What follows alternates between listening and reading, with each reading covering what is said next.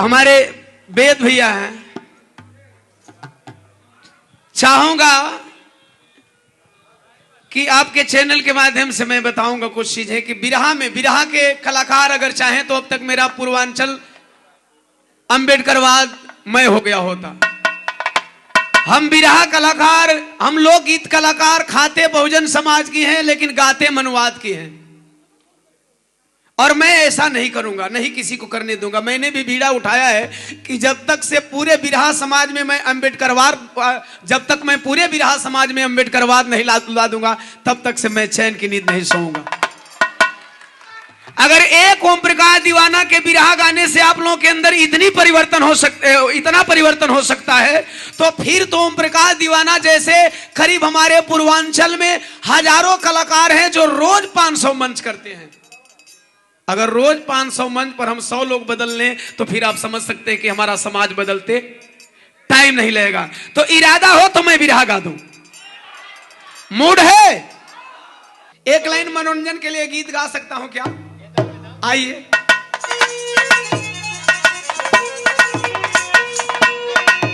अरे नवजिया बात क्या जाने,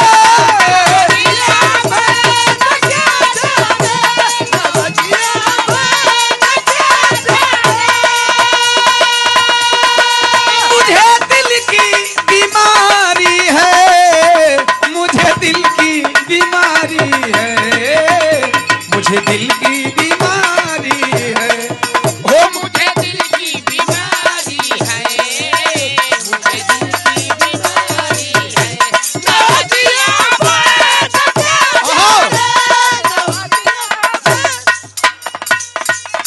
ऐसा नहीं ना भैया जानबूझ करके कनेक्शन अप डाउन कर रहे हो आप लोग।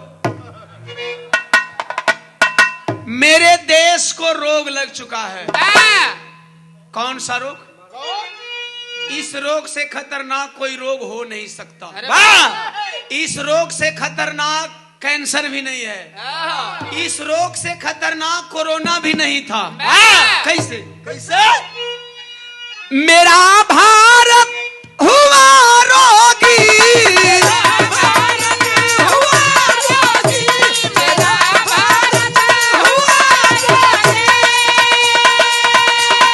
जातिवादी बीमारी से, जातिवादी बीमारी से, जातिवादी बीमारी से, हो जातिवादी बीमारी से, जातिवादी बीमारी से। मेरा भारत हुआ रोगी, मेरा भारत हुआ रोगी। टीबी का नाम आप लोगों ने सुना है? टीबी रोग है, देखने वाली टीबी नहीं। कोरोना तो अभी आप लोगों ने देखा। कोरोना में अनाउंसमेंट हुआ था 2 गज की दूरी, मास्क है जरूरी। ये तो आज लोगों ने सुना कि इंसान इंसान से घृणा करता है, लेकिन उस इंसान से पूछो जो जन्म से पैदा लेता है उसी टाइम उससे लोग अछूत कहना चालू कर देते। उनसे पूछो तो एहू रोगवा में मनाबा का जातिवाद वाला रोगवा में मानो को ना छुए मानो। मैं नहीं कह रहा हूं, जैसे हमारे वक्ताओं ने दस्तावेज के आधार पे कोई चीज प्रमाणित किया, मैं भी दस्तावेज के आधार पे प्रमाणित करता हूं। इसलिए इतना गाता हूं, कभी मोदी सरकार मुझे घेर नहीं पाई। इतना गाता हूं, सभी लोगों की आवाजें बंद हो गई लेकिन मेरी आवाज बंद नहीं होती गाने के माध्यम से। कैसे? मानो को ना छुए मानो, धर्म शास्त्रों में परिचित है। मानो को ना छुए मानो, धर्म शास्त्रों में परिचित है। वन लाइन महुआ चैनल चल रहा है। मानव को ना छुए मानो, धर्म शास्त्रों में वर्जित है। क्यों? धर्म का नाश होता है इस महामारी से,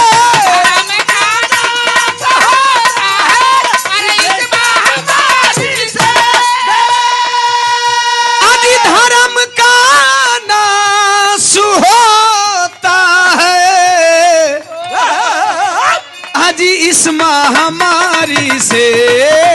जातिवादी बीमारी से, वो जातिवादी बीमारी से।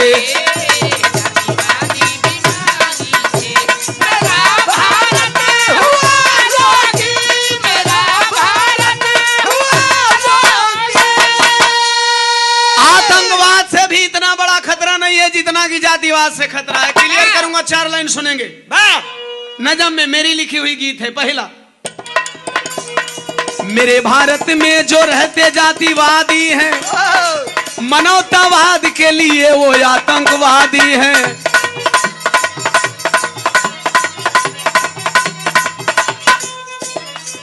अछूत श्रमिक मूर्त मंदिर का बनाता है। अभी बहुजन समाज की बात हो गई है। बहुजन समाज में कितने लोग आते हैं आप लोगों को पता है? बिरहा में मैं बार बार बताता हूं, यहां बताने की जरूरत नहीं है, क्योंकि 2 दिन से कैडर कैंप में यही चला बताया जा रहा है कि बहुजन समाज कौन है, शूद्र समाज कौन है। अछूत श्रमिक मूर्त मंदिर का बनाता है, प्राण प्रतिष्ठा के बाद ना छुपाता है।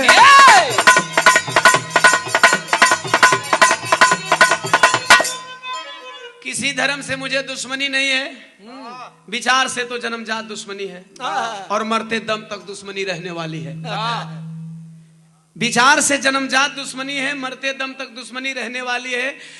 जितने भी धर्म ग्रंथ, जितने भी धर्म हैं, उनमें मंदिर बनाया जाता है, मस्जिद बनाया जाता है, गुरुद्वारा बनाया जाता है, चर्च बनाया जाता है। ये कौन बनाता है? बहुजन समाज के श्रमिक बनाते हैं। बहुजन समाज में हर बिरादरी के लोग बनाते हैं। अच्छा, बनाते टाइम पता है, यह मजदूर वर्ग बड़ा डरा होता है मालिक से। कहीं मालिक डांटे ना। बड़े बड़े प्रांगण होते हैं, एक तरफ काम चलता है तो एक तरफ खंडर पड़ा रहता है, दूसरे तरफ सामान रखता है, किधरों बालू रहता है, किधरों गिट्टी रहता है, किधरों छड़ सीमेंट रहता है। उसी में किधरों काम नहीं चलता है, किधरों रूम बन के तैयार है। 1 नंबर लगता है, 2 नंबर लगता है, कहां जाते हैं? उसी मंदिर के परिसर के अंदर। 1 नंबर भी पान खाएंगे तो भी थूकेंगे, सुरती खाएंगे तो भी थूकेंगे, और 1 नंबर 2 नंबर गारा माटी ले तोप दिए। सब कुछ करने के बाद पेंट पॉलिश करके हम जब ओके कर देते हैं, तब कुछ चंद लोग देश के आकर के पूजा करते हैं और इसके बाद कहते हैं अब तुम मंदिर में प्रवेश नहीं करोगे। शर्म की बात है। हद तो तब हो जाती है कि इसी समाज के मूर्तिकार मूर्तियों को बनाते टाइम अपना छेनी हथौड़ी वहां भी मार देते हैं, जिस जगह का मैं नाम नहीं लेना चाहता। उस टाइम तक के मूर्तिकार अछूत नहीं होते हैं, उन मूर्तियों को छूत नहीं लगती। लेकिन इसके बाद कुछ चंद लोग पूजा, जब वही पूजा करते हैं, पूरे जा भागो यहां से, आधा आधा कदम पू में रा लगा दो पूरा, तो जाता ही है। खाली आ लगाने की जरूरत है, पूरा जा। पॉइंट नंबर 3 नोटिस हो। अछूत जानकर उस वक्त ना घिनाते हो, अछूत जानकर उस वक्त ना घिनाते हो, अछूत बाला को जब लूटने तुम जाते हो।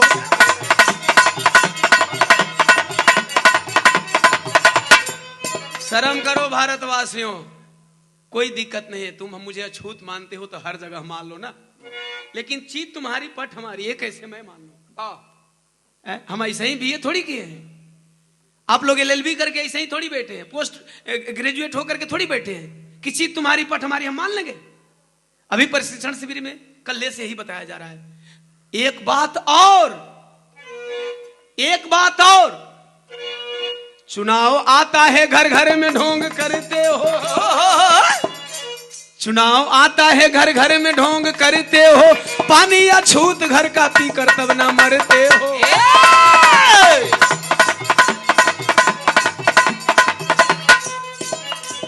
ये सब कब तब तुम लोगों का कहां चला जाता है? और हमारे पानी पिलाने वाले भाई, पानी पीने वाले भाई लोग कहते हैं फलाना साहब आए लल हमके पानी पिए खातिर अपना पाते में बैठल ना। अच्छा, वैसे फलाना साहब लोग से कहते नहीं कि बढ़िया रही कि एक आध गौरी नया ताजा तरीन रिश्ता कह देता लोग। ऐसा लोग लड़का मामा मामा मामा मामा कहत कहत अपन पानी लेके दौड़ता लोग। खाली चुनावे बेरी तू लोग के काहे लौकेला? समाज के हर ऐसे लोगों से मेरा सवाल है, किसी विशेष जाति से मेरी कोई दुश्मनी नहीं है। समाज में ऐसी व्यवस्था रखने वाले हर लोगों से मेरा सवाल है कि आप चुनाव के बाद भी याद क्यों करते हो भैया, और चुनाव के समय आप लोग क्या लगते हो, डीएम कलेक्टर बन जाते हो। अगर बाबा साहब ने एक मत का अधिकार नहीं दिया होता तो आपकी बेटी को लूटते, आपकी पूंजी को लूटते, लेकिन आपके दरवाजे पे पानी पीने नहीं जाते, नहीं आते। ये मेरे विरह के माध्यम से संदेश है। ये सब क्यों कह रहा हूं, आप लोगों ने कुछ दिन पहले, अब उस कहानी को शॉर्ट करूंगा क्योंकि 15-20 मिनट में करना है। ग्राम सुरारा, थाना जायला, जिला जालौर, राजस्थान का नाम आप लोगों ने सुना होगा। इंद्र मेघवाल का नाम कितने लोगों ने सुना है? घटनाएं हाईलाइट है, यह घटना हाईलाइट है, हमारी बात हाईलाइट अभी कम हुए, इसको हाईलाइट कर रहा हूं कि आखिर इस घटना के माध्यम से आप लोगों को मैं बताने क्या जा रहा हूं। एक शेड्यूल परिवार, माई का नाम पवनी देवी, पिता का नाम इंद्र मेघवाल, केवाराम मेघवाल, 2 बच्चे हैं। बड़ा बेटा कौन मेघवाल है? नरेश मेघवाल 12 साल, छोटा बेटा इंद्र मेघवाल 9 साल। दोनों बच्चे पढ़ रहे हैं, बड़ा बेटा 5 क्लास में पढ़ रहा है, छोटा बेटा 3री क्लास में पढ़ रहा है। दोनों बच्चे पढ़ने जाते हैं। जिस तरह से अमीर अपने बच्चों को दुलार प्यार करते हैं, उसी तरह गरीब भी अपने बच्चों को प्यार दुलार करते हैं। जितना शौक रखते हैं अमीर अपने बच्चे को पढ़ाने के लिए, उतना ही शौक रखते हैं हमारे गरीब तबके के लोग अपने बच्चों को पढ़ाने के लिए। माँ बाप बच्चों को पढ़ाने के लिए भेजते हैं और एक अरमान पाल करके। हमारे वक्ता महोदय आदरणीय राव साहब बता रहे थे कि हर घर में अम्बेडकर पैदा करना होगा। बाबा साहब के सपनों को साकार करने के लिए वो शेड्यूल परिवार अपने बच्चों को भेजता, और क्या सपना सजाकर भेजता है, जरा ये सुने।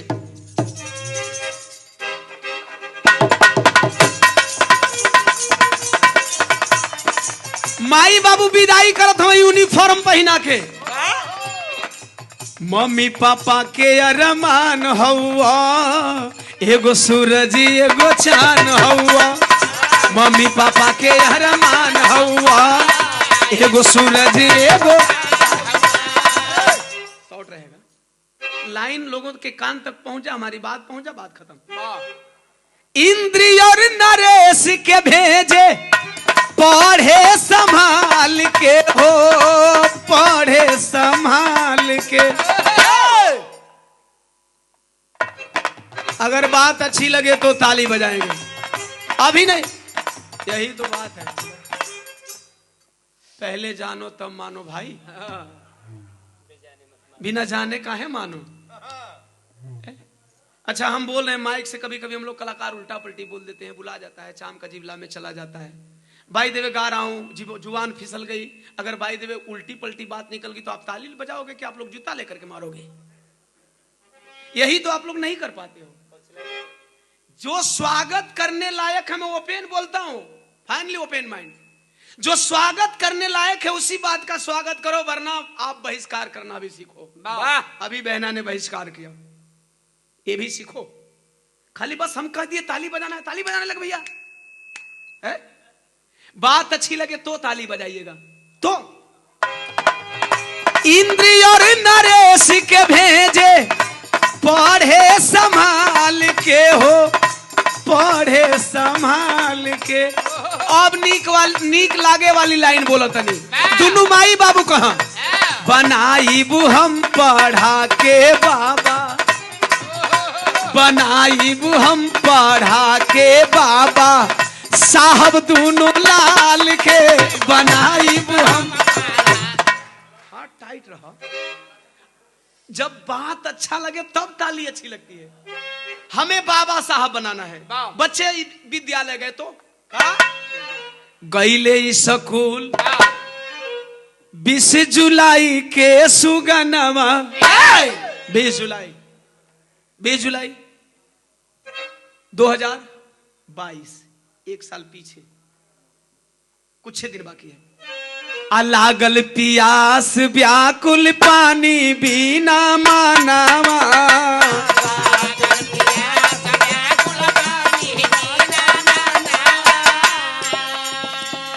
अरे दलित के दुलरुआ नाही बुझे अपना काल के हो, बुझे अपना काल के। बनाईब हम पढ़ा के बाबा, साहब दोनों लाल के बनाईब हम।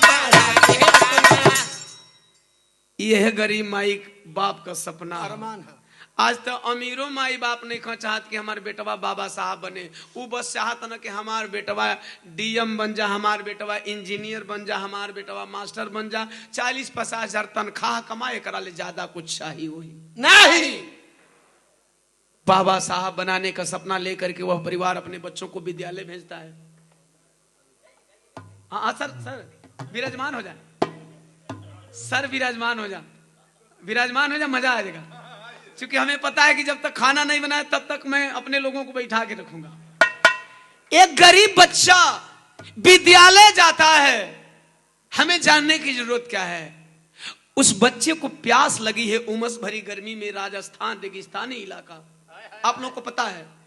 उमस भरी गर्मी में प्यास लगी है। उस 9 वर्षीय इंद्र को यह पता नहीं था कि किस पानी में, किस घड़ा में कौन पानी पीता है, किस घड़ा में कौन पानी पीता है। प्यास लगी है। हेडमास्टर छैल सिंह प्राइवेट विद्यालय सरस्वती विद्या मंदिर का प्रिंसिपल कौन था, हेडमास्टर कौन था? ठाकुर छैल सिंह, बाबू साहब। बाबू साहब होंगे तो दिल पे नहीं लेंगे, मैं छैल सिंह की बात कर रहा हूं। हर बाबू साहब लोग ऐसे नहीं होते हैं, हर ठाकुर ऐसे नहीं होते हैं। मैंने बोला कि मेरी लड़ाई विचारधारा की लड़ाई है, मेरी लड़ाई जातीय लड़ाई नहीं है। छैल सिंह के कक्ष में जाता है वह बच्चा, जब पानी की तरफ बढ़ा है। वाह, मेरे जमाने के लोगों और मेरे समाज के लोगों, आज तो आप लोग शौक से मिनरल वाटर भी पीते। वाह, थोड़ा उसमें भी चिल्ड रहना चाहिए, चिल्ड, गरम हजम ना होता। साहब, हमारे समाज के लोग मिनरल वाटर पीते हैं। माफी चाहता हूं गुस्ताखी के लिए। हमारे समाज के लोग उसी में मिलाकर सोडा वाटर भी पीते हैं।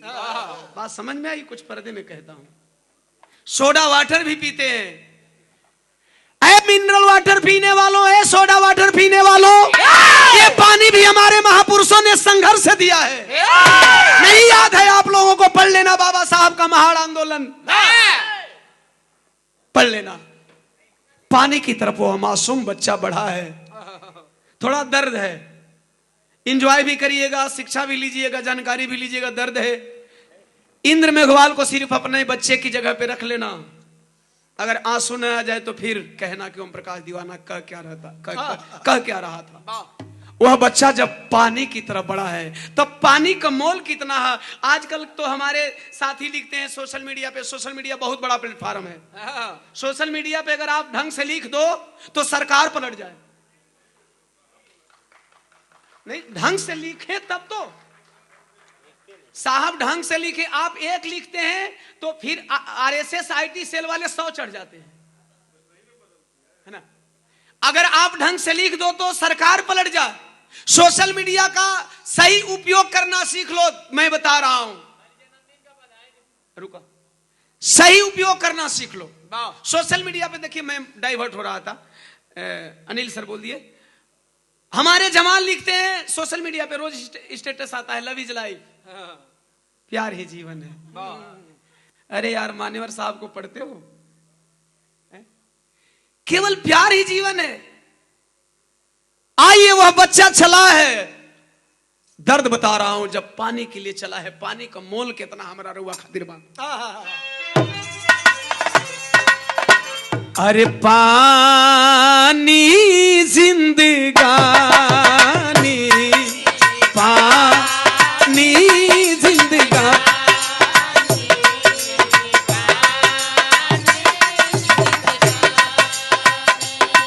अरे माटी के मटका के छू के कैला इंद्र नदानी, बोलो पानी जिंदगानी।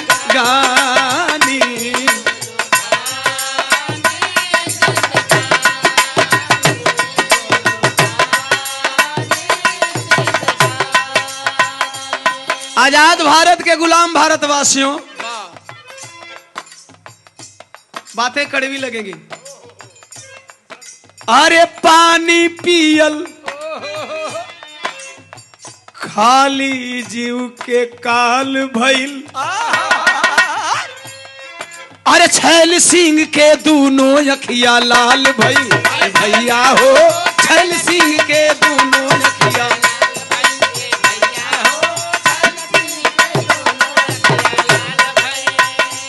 अरे ज्ञान देवे वाला गुरु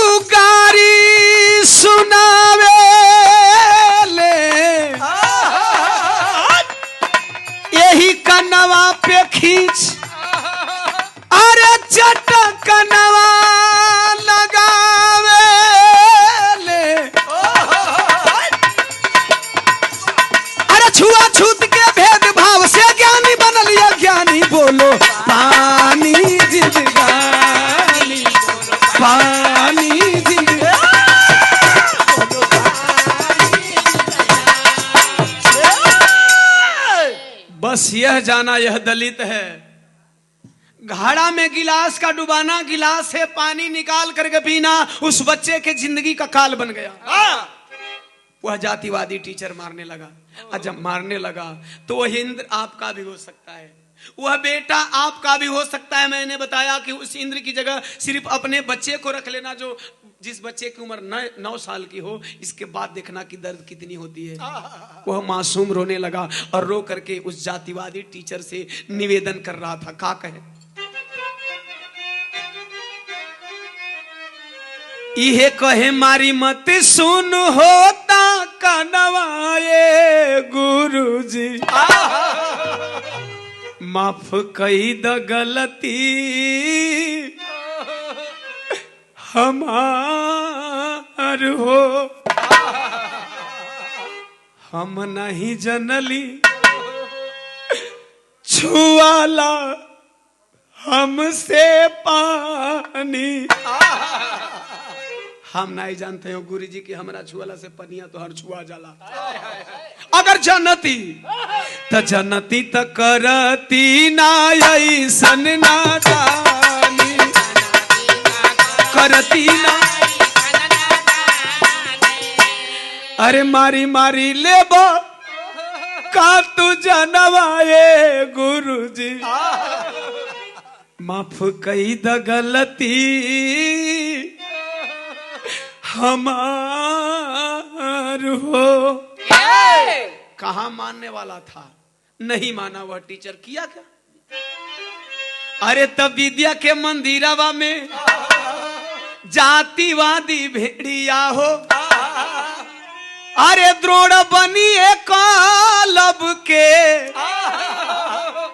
ए पंचो मारे चाटा कानवा। याद है ना, एक द्रोण ने एकलव्य का अंगूठा काटा था, तो एक द्रोण कलजुगी द्रोण आपके दलित बच्चे को चटकना मार रहा था पानी पीने की वजह से। तो सूजी गईली अखिया ता फाटी गईली नसिया हो। वही बबुआ के कनावा से ए पंचो आवे लागल खूनवा। भइल जब छुट्टी इंदर नरेश बीरनवा हो। शाम 4 बजे अइले, अरे अपने भावनवा। और जब माँ बाप देखे तो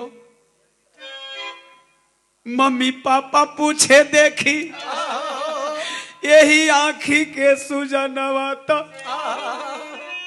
कनवा में खून रे देखी। अरे रोवेली माया नवा। माँ बाप सवाल करने लगे, किसने मारा? किसी दोस्त से तूने झगड़ा किया था? अपने भाई से झगड़ा किया? कहा नहीं, न दोस्त से मैंने झगड़ा किया, न अपने भाई से झगड़ा किया। फिर किसने मारा? टीचर ने, छैल सिंह ठाकुर सर जी ने, हेडमास्टर ने मारा। क्यों मारा? तूने होमवर्क नहीं किया था, तूने अपना टास्क पूरा नहीं किया था। पापा मैंने सब कुछ किया था ना। करे फिर दे, फिर तुझे टीचर ने क्यों मारा? करे पापा जानना चाहते हैं कि टीचर ने मुझे क्यों मारा, जानना चाहते हैं। रोकर बताने लगा। यह कहे मटकी करनवा गुरुजी। आप लोग मटकी समझ रहे हैं ना? मटका घड़ा, हाँ पानी पीने वाला। कह रहा है कि मटकी करनवा गुरुजी, अरे मारा ले चाटकनावा ये पापा। कहा था सूजल बालखिया देखा, अरे सुन बाटे कनावा ये पापा। कहलन पापा के करे तो के कोई बचावे ना आइला, तुम्हें कोई बचाने नहीं आया। कहलस केहू बचावे नहीं आइल क्लास में।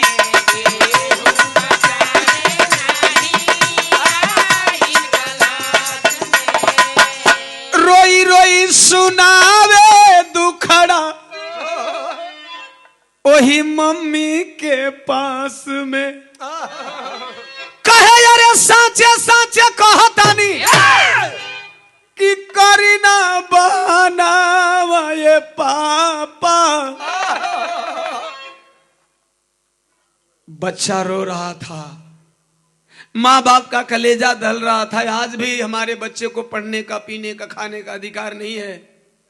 ओम प्रकाश दीवाना की कलम सवाल करती है, चैलेंज करने जा रहा हूं। आज इंटरनेशनल कन्वेंशन हॉल राजगीर में मैं चैलेंज कर रहा हूं। अभी इस सवाल का जवाब भारत के किसी भी डिक्शनरी में नहीं बना है। बहुत बड़ा चैलेंज। मैंने टेरी में लिखा, हमारे विरहा का एक शैली है टेरी। क्या बात है, सर भी बैठे हैं। आज मैं सौभाग्यशाली हूं, 1,00,000, 2,00,000, 50,000, 20,000, 30,000 के बीच में रोज गाता हूं, लेकिन आप जैसे वक्ताओं के बीच में, आप जैसे बुद्धिजीवियों के बीच में मैं अपना विचार रख रहा हूं। मेरा सौभाग्य है। सवाल मेरा बहुत जटिल है और अभी तक इस सवाल का जवाब नहीं है। खासतौर से भाइयों बहनों के पास तो और नहीं है। भूमिका टेरी में भाव है। अरे जाति से भारत मुक्त कब होगा।